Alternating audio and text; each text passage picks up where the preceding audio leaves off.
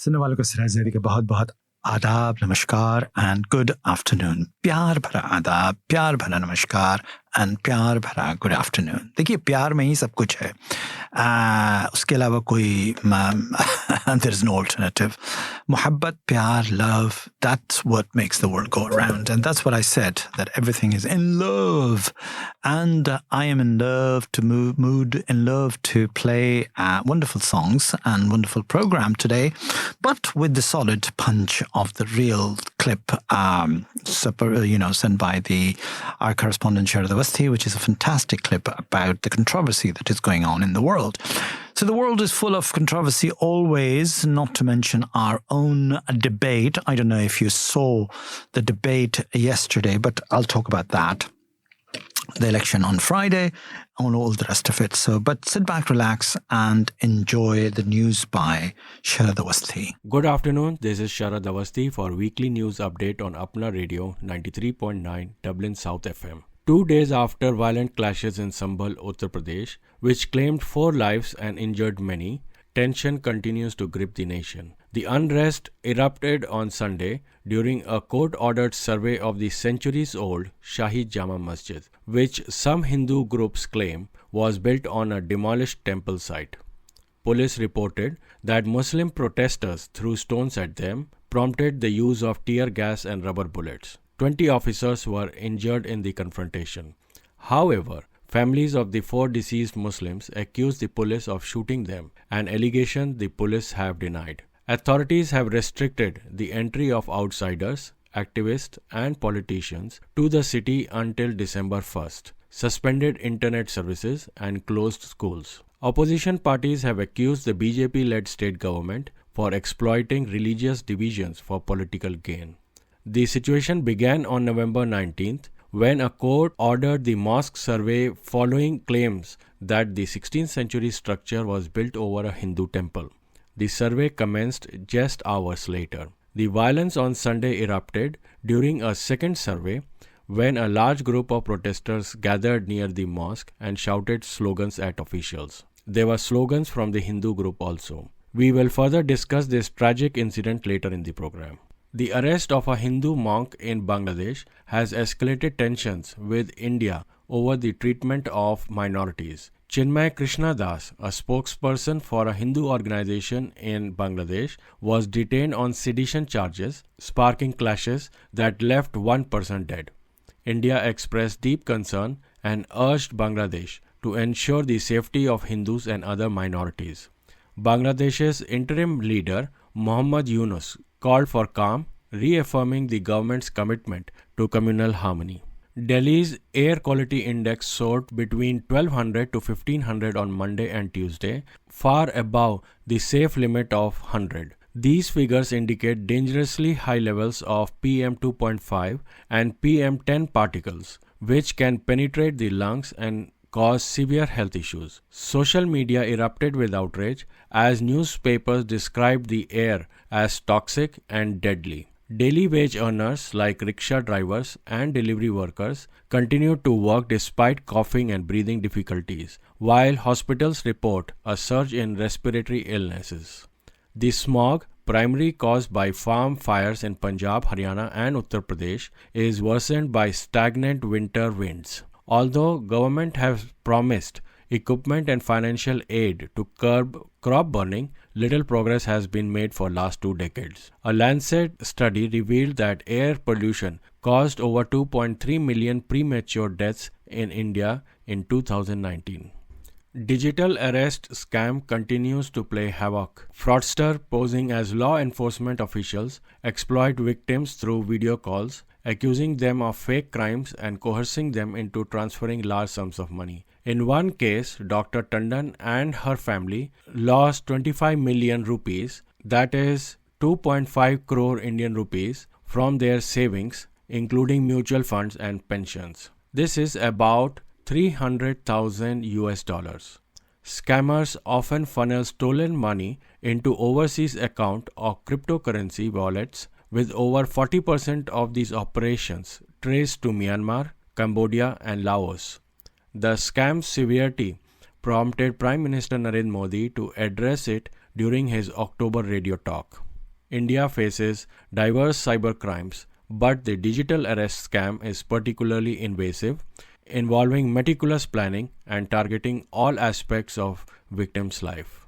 Far from the lands of India, Indian scientists reported a significant breakthrough from Aditya L1, the nation's first solar observation mission. Up in the sky on July 16th, its key instrument, the Visible Emission Line Coronagraph (VELC), captured data pinpointing the start of coronal mass ejection (CME).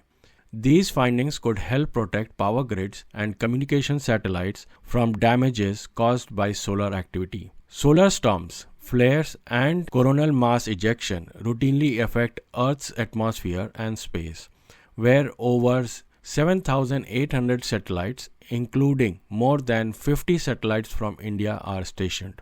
Several CME can disrupt electronic satellite communication, knock out power grids, and interfere with weather and other communication systems. Maharashtra's post-election stalemate continues. Despite the BJP's strong showing in Maharashtra Assembly elections, there is no clarity on Chief Minister's appointment as tensions rise between BJP and Shiv Sena factions. Shiv Sena leader Eknath Shinde's faction is pushing for his continued leadership, citing examples like Bihar's Nitish Kumar, who retained dominance despite BJP's electoral strength. The defeated Mahavikas Aghadi, led by Congress, Shiv Sena and NCP, have accused electronic voting machines, the EVMs, of rigging and plans legal action to demand a return to paper ballots. To pursue, Uddhav Thackeray and Sharad Pawar are rallying support for a national level protest while organizing legal teams to challenge EVM credibility. 13-year-old Vaishnav Suryavanshi from Bihar became the youngest player signed in the Indian Premier League IPL. The Rajasthan Royals acquired the left-handed batter for 11 million rupees, that is 1.1 crore Indian rupees, $130,000 at the recent auction in Saudi Arabia. Suryavanshi has represented Bihar in domestic championships and India under-19 internationals. He previously trained with the Rajasthan Royals. His notable achievements include a century in a youth test against Australia and an unbeaten 332 in under-19 tournament. The IPL has expanded the reach of Indian cricket, bringing talent from small towns into the limelight. That's it from me. Charmaine Colvin will be there next week, so continue listening to Apna Radio 93.9 Dublin South FM. Have a good day. Thank you very much, Sharad Awasthi, for a lovely news item instead of Charmaine today, because you have an insight, obviously, on issues in India, and therefore no better person than yourself to actually dabble into the news item from time to time while Charmaine is not available. So there you go. Well, the show must go on, as they say, and here I am talking about what's going on in India, what's going on here in Ireland. Let's start with locally here in Ireland and see where your interest lies in terms of choice for the voting. I don't know, you saw the last night hot debate of the three political parties' leader, Micheál Martin from representing Fianna Fáil, Simon Harris representing the Fine Gael, and of course Mary Lou McDonald representing the Sinn Féin. And I think in all fairness, let's put it this way, the Simon Harris did come out with a sort of like a shining light on his face. Mary Lou is doing the best she can, but Shinners are Shinners. Those who don't vote Shinners will never vote Shinners. And the Fianna Fáil, Micheál Martin has been commented by that he was sort of like laid back, sitting, watching the drama and not doing, panicking, not doing something, drastically, because he knows what's what.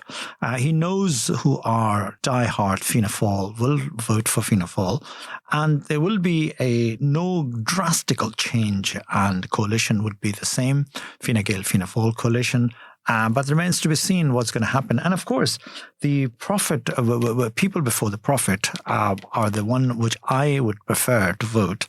And I have made up my mind that I will vote them because I really do like the leadership of people before the prophet, and the new sort of like a youth blood of which is coming up in that. In future, if anybody would, a lot of people ask me my political inclination and would I ever join the politics in Ireland and all that. But I said, yes, I will. In the future, if I'll join the politics, it will be people before the prophet because, Richard Boyd Barrett and myself are acquaintance of each other. We exchange ideas occasionally on cyber, on emails and things like that, and social media. But he is making sense in many ways. Obviously, the agenda at the moment is only single agenda is the housing. Nobody is beating the drum of health sector. Nobody is beating the drum of crime, drugs, which are also a very, very big issue in Ireland. But housing is something that everybody is talking about it. And you cannot house those who sort of like, just walked into the country and demanding the 1-bedroom house, a 2-bedroom house and things like that. But that's what it is. I mean, everybody has a right to live. Nobody has a right to live on the street, particularly in the winter time. And by law, everybody is protected to live a decent respectable life indoors against the weather adversities. So there you go. I mean, hopefully government will do something, and they're committing at least 6 billion euro from the Apple money that has been talked about it quite a lot in the media, that we won the court case against the Apple, and 13 billion or 16 billion has been awarded to the state. And the state is surplus, running surplus this year as well, with a clever economic policy that's been practicing Fine Gael, Fianna Fáil coalition. So there are wise men there, and obviously Sinn Féin people don't trust it. No, not the fact that I don't know. I know quite a lot of Sinn Féin people, including Chris Andrew, who's an old friend of mine, who switched alliances from Fianna Fáil to the Sinn Féin. But there you go. Friday is the election. Go out, vote, read their manifesto, read what is coming into the door. The junk mails are coming right, left and center every morning. You'll see huge amount of, but don't vote those who are outright, I don't want to name names, but don't be aware of those who are obviously, would take advantage of the parliament and the position and then abuse the position for themselves. Again, on radio, I don't want to name names because that's not allowed. But be clever, be sensible, be useful, and particularly what am I hinting is towards the people who have international connections and vis-a-vis in the Middle East and with Israel. Anyway, that's all I can say. And there are quite a few individuals in Ireland who had been part of the politics and now they are returning back to politics. But there you go. But then again, as I said, we don't need those people like them. But what we do need is sensible people who can vote, who can judge the needs of the people of Ireland and would serve the nation in all sincerity. Should I ever join the politics? Yes, I will serve the nation. I will serve the people of Ireland, and would had been serving in many ways in my personal capacity as a volunteer, in a social structure and things like that. So there you go. So this is another thing now.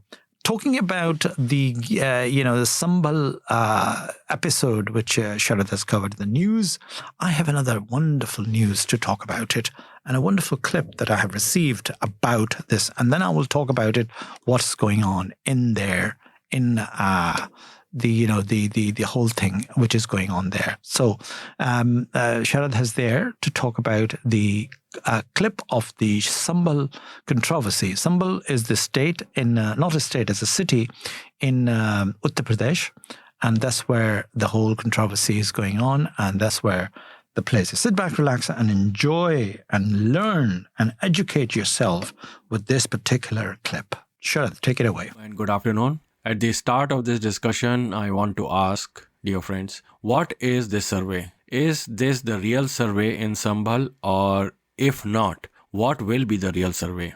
Today, we are taking a sobering journey into the heart of one of the most unsettling episodes of recent times, the riots in Sambhal. The devastation there is not an isolated event, we all know. It's a chilling deja vu of Bareilly, Aligarh, Bareilly, Delhi, Nuh, and other countless towns across India. And the truth is, this isn't new. Communal tensions have marred our history of this subcontinent for over 2 centuries, for over 200 years.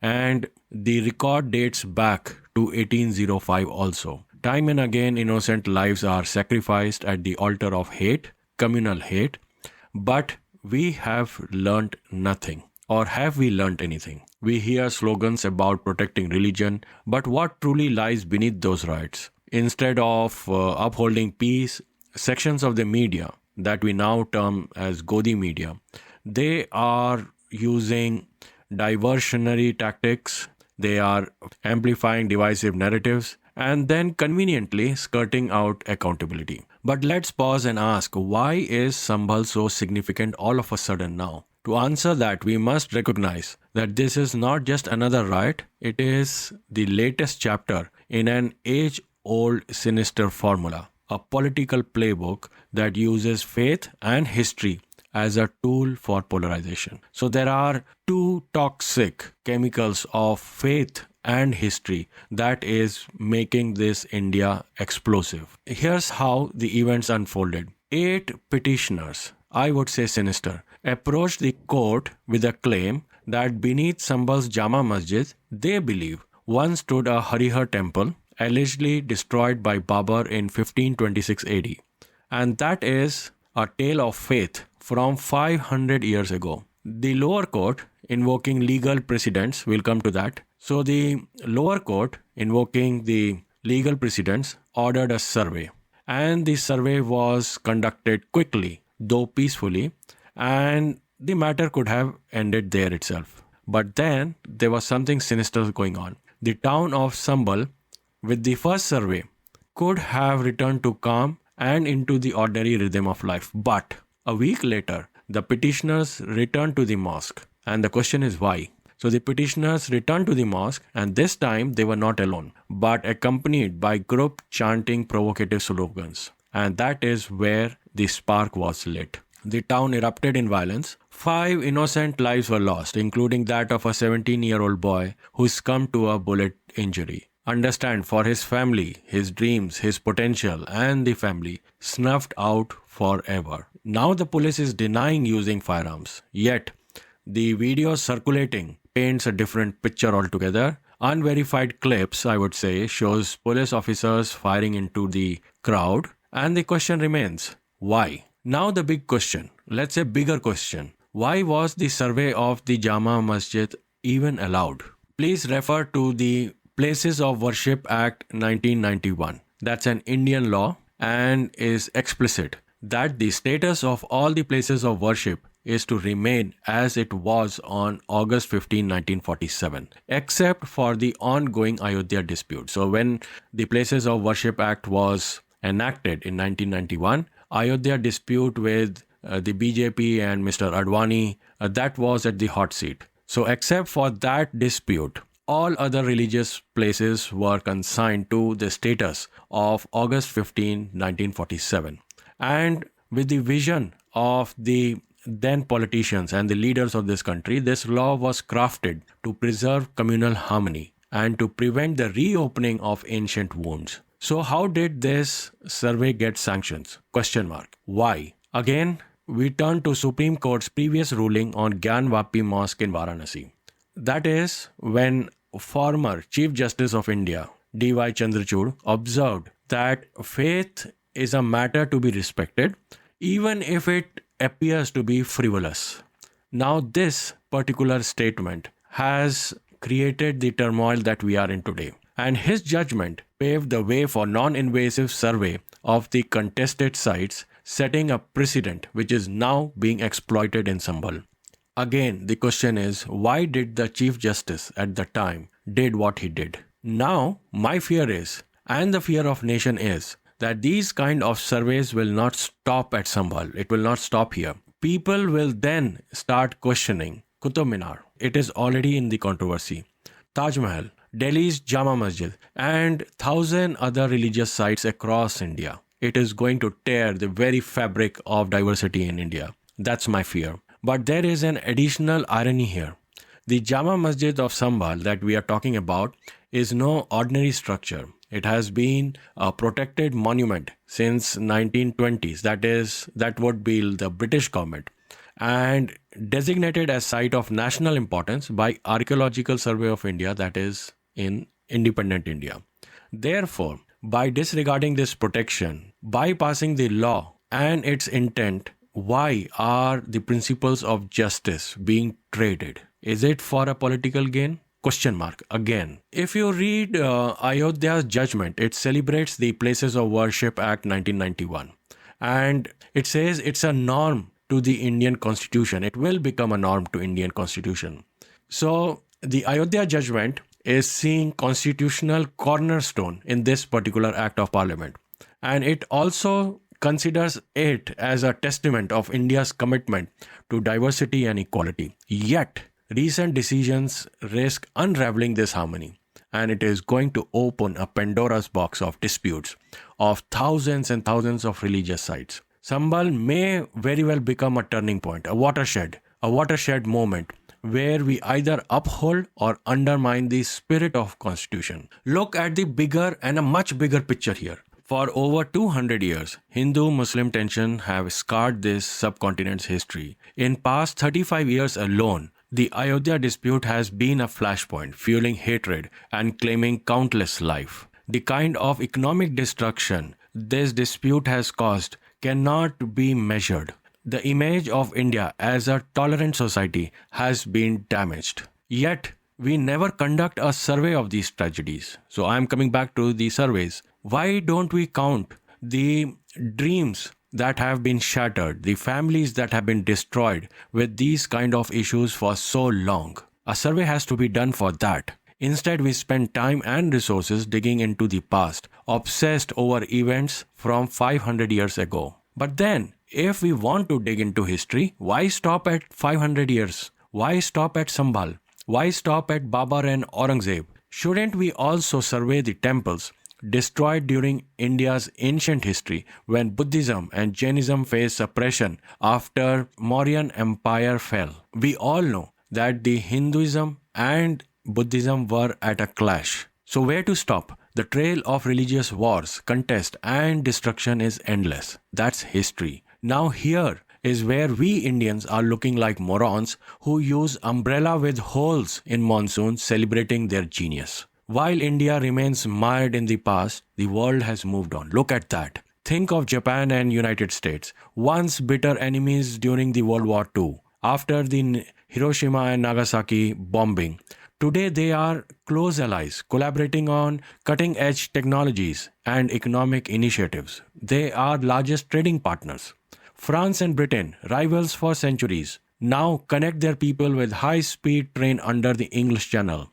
And not only with that tunnel, they have changed history, they have changed the geography. Britain is no more an island. And look at the effort, positive effort, that they have taken to drill that tunnel to connect the two countries in a constructive way. And why forget Germany? Once synonymous with Hitler's atrocity, is now the leader of modern Europe, a nation respected worldwide for its resilience and progress. Our nations, our Prime Minister, have been going to Germany, ministers running to Germany for business and education. Why then do we Indians insist on reopening old wounds? Ironically, the same Indians who dig into the mosque for histories also celebrate their British relationships. Indians, a billion dreams, have adopted English as a language and consider spoken English as a pride. We Indians continue to play game of cricket, a sport invented and owned by British. We beam with pride when Hindu origin leaders become Britain's prime minister, while conveniently forgetting the colonial atrocities that drained our nation. This double standard is glaring because it doesn't impact votes. And make no mistakes, this cycle is not random. So this is how it works. People create disputes and then drag it into the court for pretense of legality, then come out with surveys, with records, with other documents to ignite tension, amplify those divisions through provocative actions, slogans. Godi media remains no saint, and that polarizes community on religious lines. It solidifies vote banks, and especially either to divert from the real issues or when the elections are around the corner. This time, it's Uttar Pradesh on the political radar.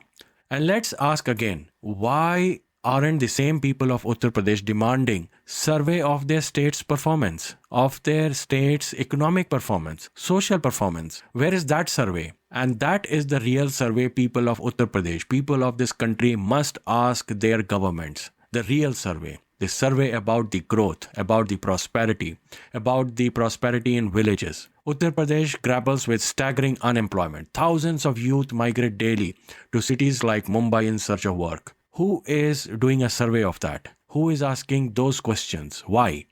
Government hospitals lack facilities. Just recently, 2 weeks ago, children died in a tragic hospital fire due to inadequate infrastructure. Schools in Uttar Pradesh lack teachers. Buildings are crumbling and they are relics of bygone era. These are the issues that deserves a survey. These are the matters that demand our attention for records, for surveys. And yet, the youth of Uttar Pradesh, instead of fighting for their future, are being drawn into the battle of the past. Communal unrest scares away investors. This is nothing new. It stifles opportunities. This is nothing new. And it worsens the crisis of jobs and developments. This is nothing new. And for sure, look at the following months of January and February after this riots. There will be more youth from Uttar Pradesh who would migrate to cities of Gurgaon, Mumbai, Bangalore, Chennai, others. So, while the world embraces progress and peace,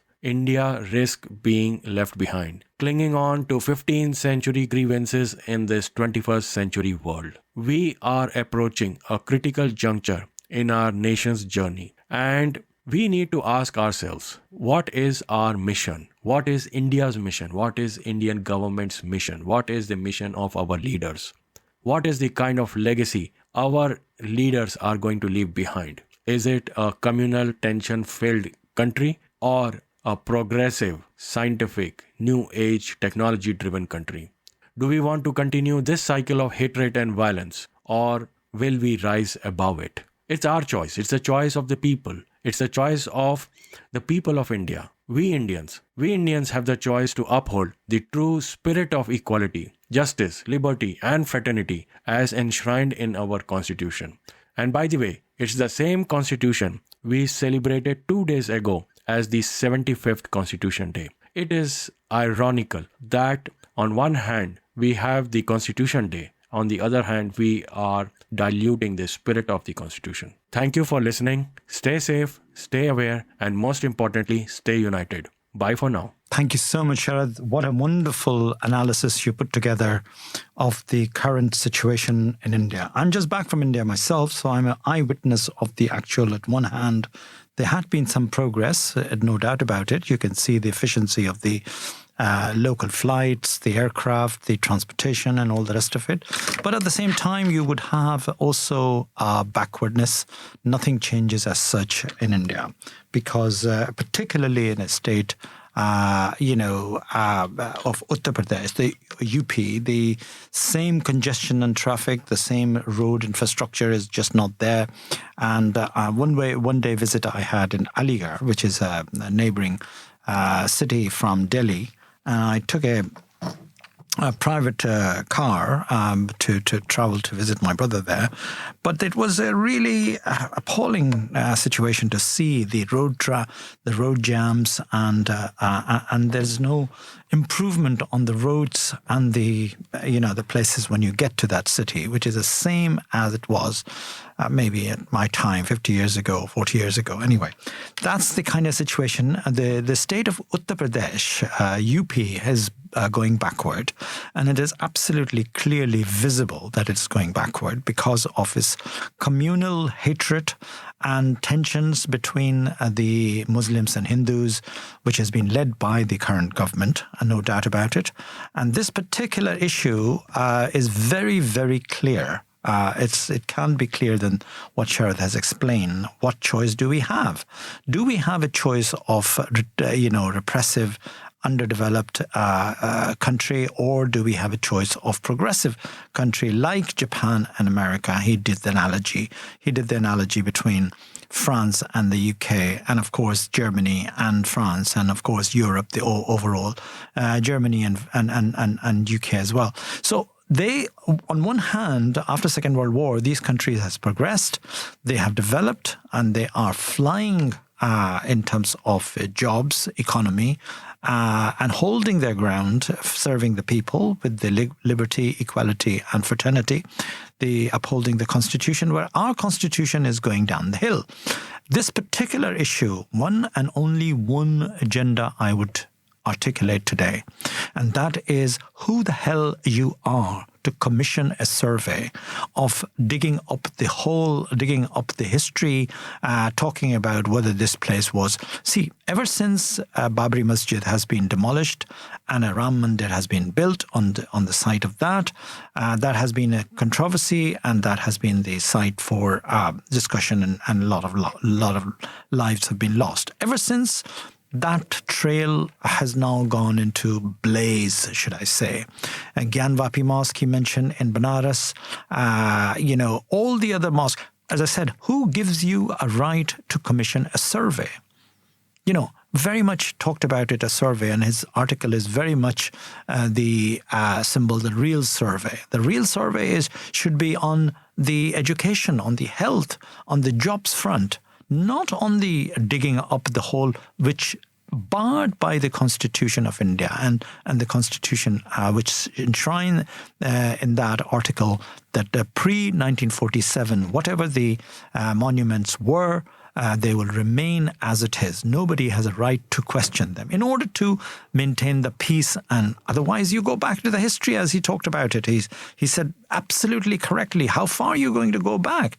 Yes, Muslims came to India. Yes, before that there was a tension between Buddhists and Jains and Hindus, and Buddhists and Hindus, and temples were destroyed and things like that.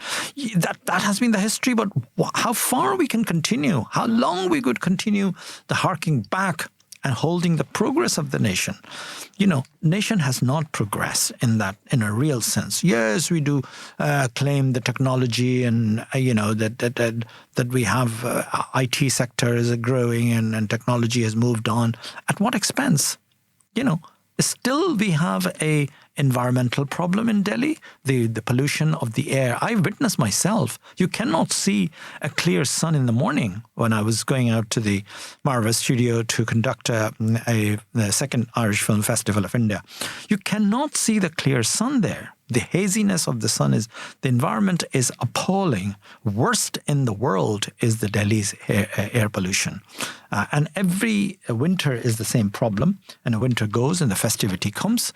And after that, there will be Holi, and people will be throwing a color on each other, and there'll be merrymaking, and forget about the actual problem which exists.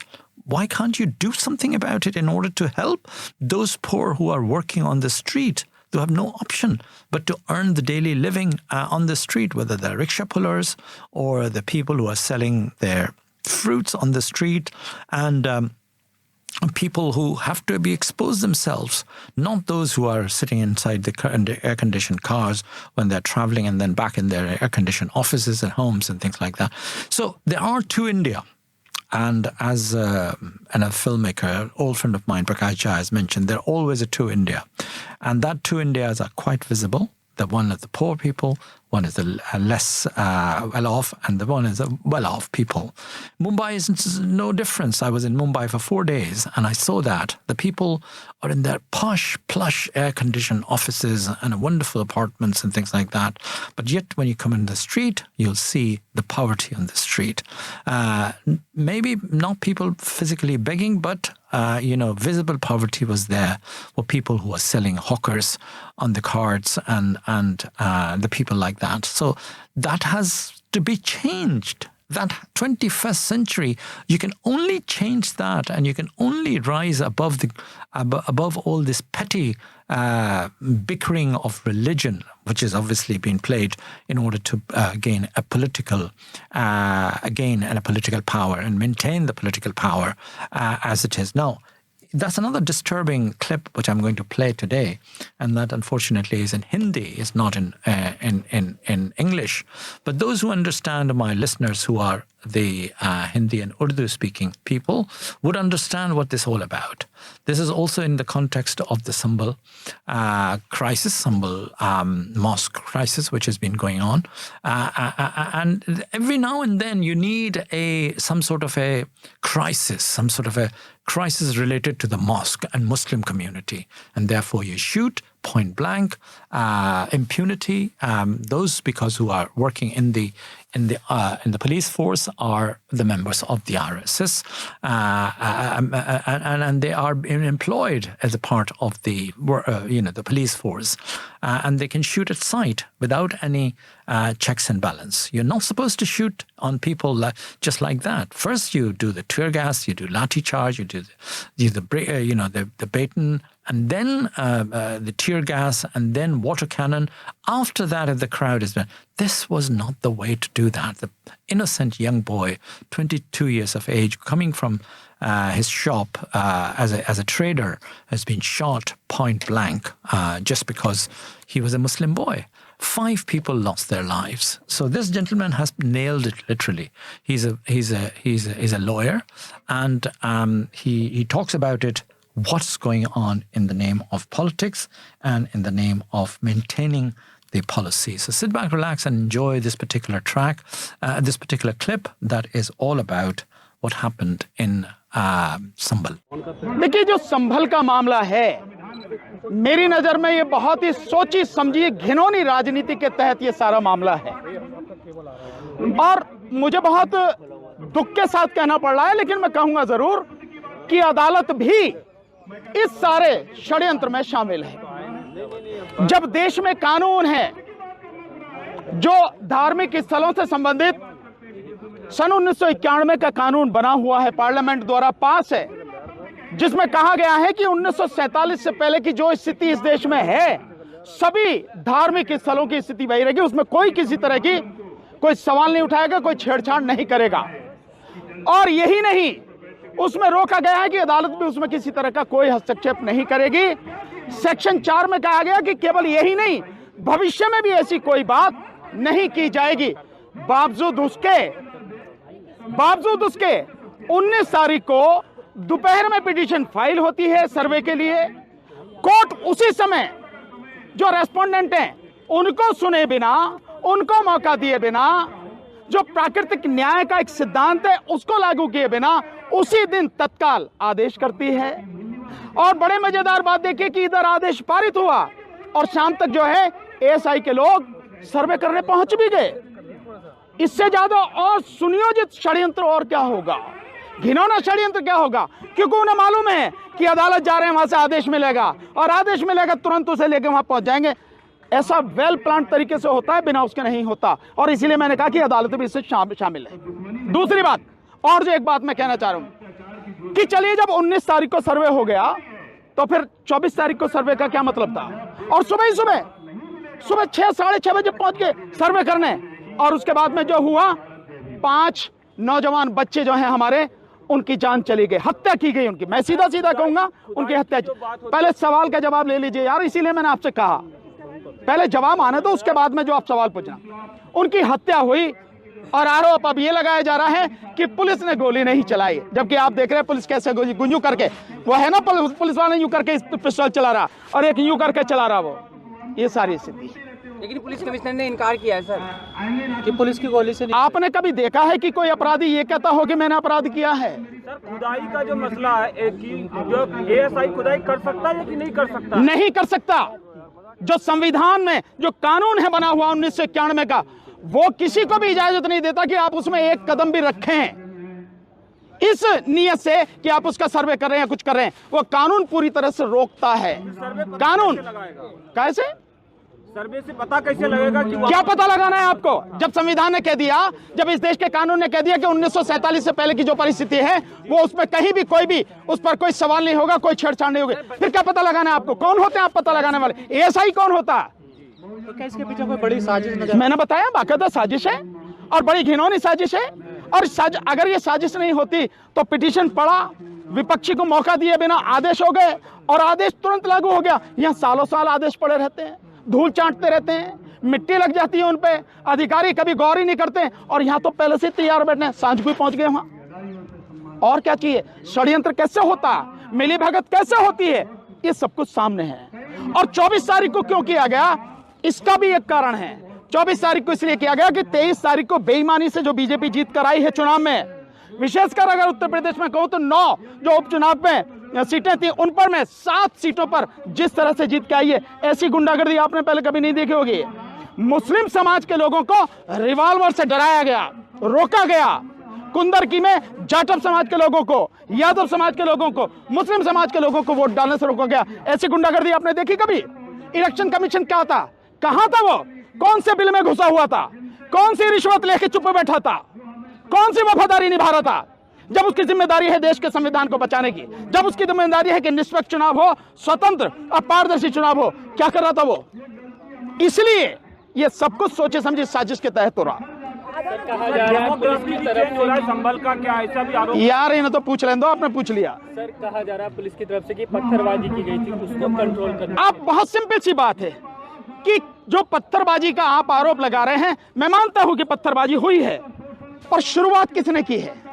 वो क्यों शुरुआत हुई है? पत्थरबाजी की क्यों शुरुआत हुई है? आप जाओगे और एक धार्मिक स्थल में कानून को जो है धता बताते हुए, पैरों तले कुचलते हुए आप बिल्कुल गैर कानूनी, गैर संवैधानिक काम करोगे और उसके बाद जो आपसे पूछा जा रहा है आप उसका जवाब नहीं दोगे।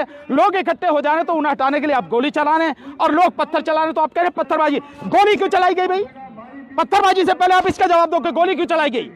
पुलिस अगर गोली चलाती है तो गोली उसी स्थिति में चलाती है जब देखे कि अब काबू में नहीं हो सकते, उससे पहले लाठी चार्ज होता है, उससे पहले चेतावनी दी जाती है और गोली भी चलाई जाती है तो घुटनों से नीचे मारी जाती है ताकि जो है डर के भाग जाए या वो चलने के काबिल ना। ये एक तरीका होता है। आप सीधे सीधे, यार पहले जवाब तो सुन लो, सीधा सीधा आप गोली चला रहे हो और आप कह रहे हो कि मतलब पत्थरबाजी हुई है। क्या वो जो लोग हैं दिमाग खराब है उनका? उनमें समझ नहीं है कि वो क्या कर रहे हैं, क्या नहीं कर रहे हैं।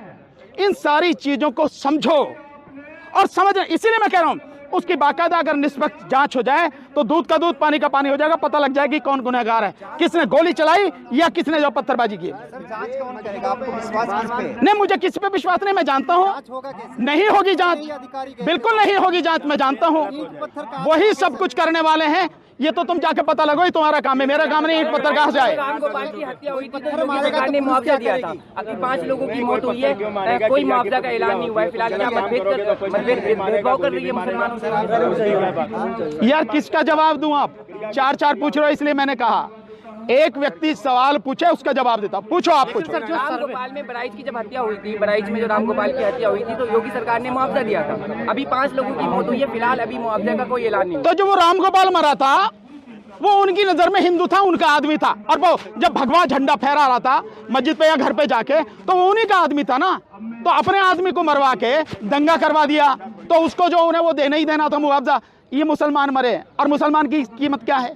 मुसलमान की, दलित की, ओबीसी की, इन आज की जाति में जो सत्ता में बैठे इनकी नजर में कीमत क्या? कुछ नहीं। इसलिए इन 5 को जो है मुआवजा नहीं। और आरोप इन पे यह भी लगा हुआ कि भैया इन्होंने पत्थर चलाए और पत्थर चलाने में दंगा किया इन्होंने, तो किस बात का इन्हें मुआवजा मिलेगा? 400 से ज्यादा की एफआईआर हुई है, गिरफ्तारी हुई है, कैसे देखते हैं आप? नहीं, कैसे क्या देखते हैं? एफआईआर होनी चाहिए, लेकिन एफआईआर दोनों तरफ से होनी चाहिए। एफआईआर दोनों तरफ से होनी चाहिए, एफआईआर इधर से भी और एफआईआर उधर से भी। एक तरफा कार्रवाई नहीं होनी चाहिए। इसलिए मैं कह रहा हूं निष्पक्ष जांचों पर। मैं जानता हूं कि निष्पक्ष जांच होगी नहीं, क्योंकि वही अपराध करने वाले हैं, वही एफआईआर करने वाले हैं और वही फैसला करने वाले हैं, तो कहां से होगा? सर, जो सर्वे करने गई गिरफ्तार कर लिया गया, जिस सदर ने प्रेस कॉन्फ्रेंस करके पुलिस की पोल खोली थी, आज उसे भी घसीट कर पुलिस ले गई। क्या कहेंगे आप इस पर? आप दोबारा से सवाल कीजिए। जो मस्जिद के सदर थे संभल के, शाही मस्जिद के, उन्होंने प्रेस कॉन्फ्रेंस किया था, उसमें पुलिस की नाकामी और क्या कहते हैं कमियों को गिनाया था। पुलिस ने आज उन्हें गिरफ्तार कर लिया। आप शुक्र मनाओ कि उन्हें गिरफ्तार किया, गोली नहीं मारी। उन्हें गोली भी तो मार सकते थे कि हमेशा के लिए उनकी जुबान बंद हो जाए। ये होगा जब शासन करने वाले लोग संविधान को नहीं मानते, कानून को नहीं मानते और अपनी तानाशाही और गुंडागर्दी दिखा रहे हैं, तो तभी ये सारी चीजें होंगी। इसीलिए तो मैं कह रहा हूं कि कोई निष्पक्ष जांच नहीं होगी, कुछ नहीं होगा। और वैसे भी इस देश में मुसलमान की और दलित की कोई कीमत है नहीं। सर, मेरा 2 सवाल है। पहले की सांसद इमरान प्रताप गढ़ी ने कहा है कि योगी जी ने संवेदना तक व्यक्त नहीं किया है। दूसरी बात की आज सीएम योगी जी ने कहा है कि संविधान के अंदर समाजवाद और सेक्युलरिज्म नहीं है। इस पर क्या कहेंगे? नहीं, किसने कहा है? योगी ने। योगी जी ने कहा। तो योगी को संविधान पढ़ना चाहिए, पढ़े नहीं है तो मैं क्या करूं? भाई देश में जब अनपढ़ लोग राज कर रहे हैं तो उसी की वजह से ये सारा सब कुछ है। संविधान में बाकायदा समाजवाद शब्द लिखा हुआ है, सेकुलरिज्म लिखा हुआ है, धर्मनिरपेक्षता लिखी हुई है और ये प्रस्तावना में लिखा हुआ है। एक बात तो ये रही। दूसरी बात आप ये कह रहे हो संवेदना व्यक्त नहीं करी, तो इमरान प्रताप गढ़ी जी को पता होना चाहिए कि जो शासन कर रहे हैं वो आरएसएस के और मनुवादी मानसिकता के लोग हैं। और ये जो दंगा कराया गया है ये सोची समझी रणनीति और राजनीति के तहत कराया गया है। तो जो कराने वाले हैं वो जिनको मारना चाह रहे हैं वो मार दिए, उनके उस पर संवेदना क्यों व्यक्त करेंगे? इमरान प्रताप गढ़ी जी को ये बात कहनी नहीं चाहिए कि संवेदना व्यक्त करें। सो वो संवेदना व्यक्त नहीं करेंगे। जो आपको खत्म कर देना चाहते हैं आप उनसे उम्मीद करते हैं कोई संवेदना व्यक्त करेंगे। लेकिन सर, जो सर्वे यार एक मिनट, जो सर्वे करने गई टीम, उनके साथ जो लोग थे भड़काऊ नारे लगा रहे थे, वो कौन लोग थे सर? मुझे क्या पता भाई, मैंने देखे नहीं। आप पता लगाओ, आप पत्रकार लोग हैं। कौन थे भाई? अगर वो लगा रहे हैं तो स्वाभाविक है वो टीम का हिस्सा है उनकी। वो उसी टीम का हिस्सा है जिस टीम ने ये सर्वे के लिए एप्लीकेशन लगाई, जिस टीम ने ये आदेश करवाया और जिस टीम ने ये सारी टीम लेके वहां गए। और वो जय श्री राम के जो नारे लगा रहे हैं एएसआई वालों को तत्काल मुअत्तल कर देना चाहिए। किसी भी सरकारी अधिकारी कर्मचारी को किसी धर्म विशेष की बात करना और जब वो ड्यूटी पर हो तब बिल्कुल भी ठीक नहीं, गलत है। धर्म आपका व्यक्तिगत है, फिर घर में जो चाहो नारे लगाओ। आप सार्वजनिक रूप से उस समय नहीं, जिस समय जो है आप ड्यूटी पर हो, नहीं कर सकते। उनको तत्काल मुअत्तल किया जाना चाहिए, उनकी नौकरी खत्म की जानी चाहिए। कुछ नहीं निकल रहे हैं, उसके बारे में क्या कहेंगे? बहुत सारे मंदिरों में बुद्ध की मूर्ति है, उसके बारे में ये जैसे ही बीजेपी की सरकार केंद्र से और राज्यों से जाएगी, ये सब मंदिरों में जो मस्जिदों में मंदिर निकल रहे हैं ये सब बंद हो जाएंगे। ये तभी तक है जब तक सरकार है। हजारों मंदिरों में बुद्ध की मूर्ति निकल रही है। एएसआई डिपार्टमेंट क्या करता है? मुझे नहीं पता, ये एएसआई डिपार्टमेंट से पूछो वो क्या करता है। लेकिन मैं बहुत सिंपल से जानता हूँ, ये धरती बुद्ध की धरती है और पूरे देश में बुद्ध के अवशेष बिखरे पड़े हैं। जहां भी खुदाई करोगे, और की तो जगह छोड़ दो, अयोध्या में जो है वो बुद्ध के अवशेष हैं। ये सारा That was a blatant explanation of exactly what happened in Sambhal in a nutshell. Basically, this gentleman he's a lawyer. He's a very eminent lawyer. Unfortunately, talking in Urdu and Hindi, but that's what he said in nutshell. The points, if I can, count on that, nobody has a right to give a survey on something which has been 1947. After 1947, nobody has right to survey anything that this place was. And in the end, he said very good thing, that he said, as long as the BJP and the RSS government is in power, this issue of mosques and the temple inside the mosque will continue, and they will the whole point is to stop Muslims to pray in the mosques, demolish their mosques and build their temples. So that's what the bottom line is. Anyway, that will not stop in India. That has been going on for centuries, and I'll take a break for a ad and sit back, relax and enjoy, and I'll be back quickly to talk about other issues. Dublin South FM. You wouldn't buy a car without knowing its history.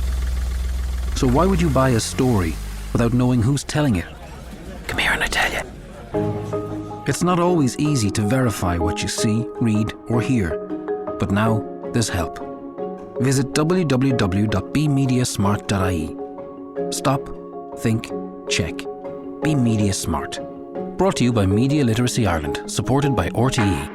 93.9 Dublin South FM. Indeed, 93.9 Dublin South FM. And this is something which I would like to talk about it today because the 27th of November is the birthday of a lot of artists, and Imrana has actually put together a very comprehensive, detailed account of a lot of things.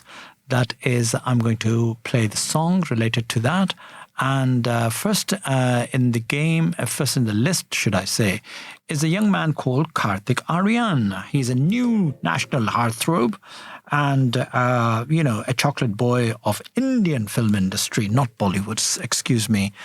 We don't call it Bollywood because this is a derogatory term. It is not. It is second-rate Hollywood. I don't know where this term come from, that everybody now, youngsters, are talking about Bollywood. Bollywood is nothing, there's no such thing like. It's an Indian cinema we're talking about.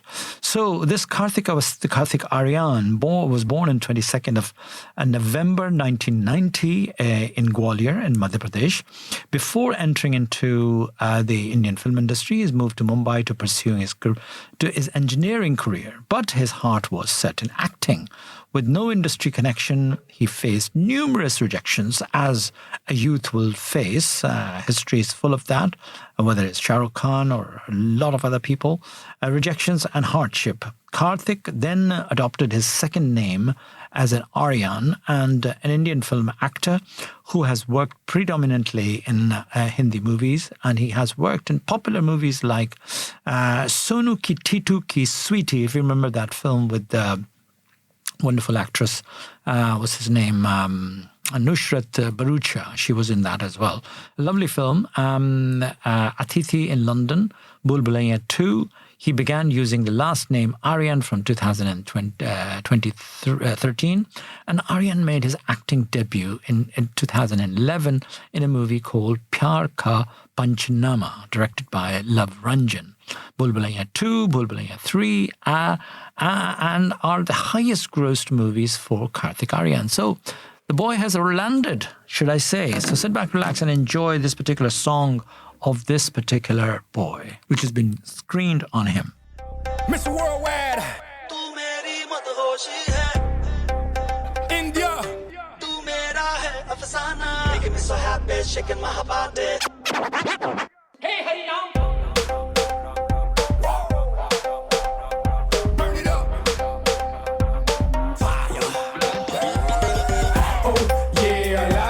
Se puso caliente.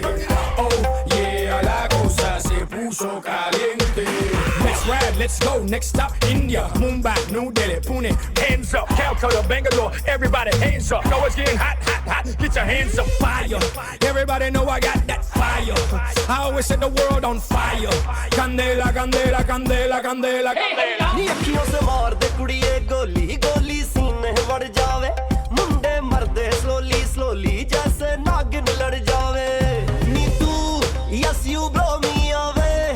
Gal sun le naare, aag lage duniya mein jo tu meri ho jaave.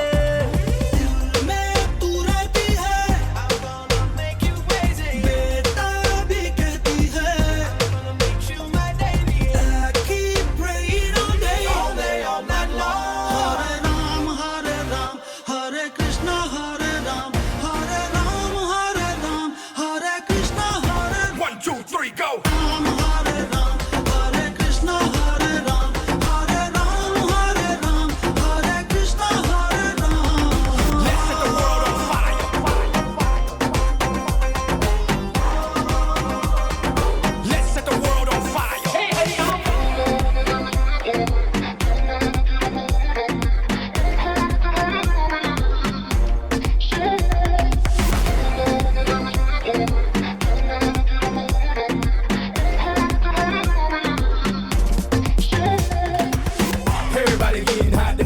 Everybody getting hot tonight, burn it up, everybody getting hot tonight, everybody getting hot tonight, we on fire, everybody getting hot tonight, everybody getting hot tonight, burn it up, everybody getting इंतकाम की बात बाद में करना jailer.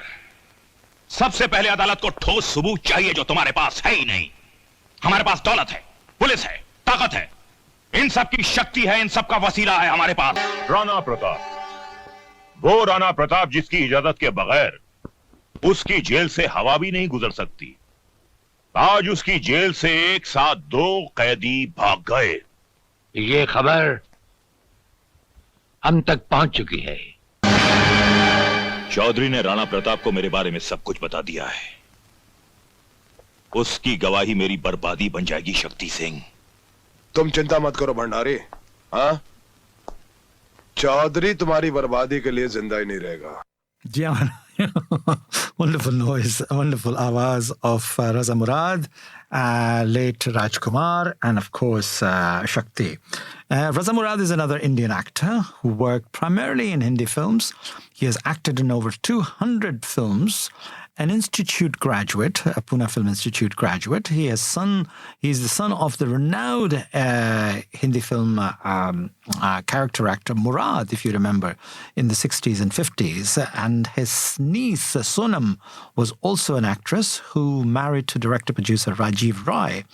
Another niece, Sanobar Kabir. Sanobar Kabir has acted in a number of movies in a very popular stage performers. He has a son, Ali Murad, and a daughter, Aisha Murad, who are also interested in becoming a part of the Hindi film industry and fraternity. Raza Murad started his career in his mid-60s and has mainly played the supporting roles, character roles of fathers, uncle, villain role, and things like that. And he has a very, very rich, memorable baritone, heavy voice. And if I start the Indian film industry, I can talk like him too. But there you go. Raza Murad is only one voice that we remember, and he has a very rich and memorable baritone voice. As I said earlier on, one of his most memorable performances is the character actor has been rolled for the despondent poet in the 1973 film Namak Haram, alongside Amitabh Bachchan, Babu Mushair, and Rajesh Khanna. He used to call him Babu Mushair. He has starred in some of the most successful films of Indian cinema, like Raj Kapoor's Prem Rog, Ram Teri Ganga Meli, in which my friend Saeed Jaffrey played Kunj Bihari, and in other big hits like Khuddar, Ram Lakhan, Tridev, Pyar Ka Mandir, Aankhein, Mohra, Gupt, etc., etc., etc. And Hidden Truth, more than many films. In 1993, he appeared in Ek Hi Rasta alongside Ajay Devgan as a terrorist who attempted to rule India. He starred in a number of Punjabi films such as Jat Punjabi. And that's all, folks, we have. So thank you very much for listening. And I shall be back next week. Same time, same place again. Don't forget to tune me in. Thank you very much for listening. Apna Radio, broadcasting at 93.9 Dublin South FM. Next week, more people, more songs. But bye for now. Ishq mein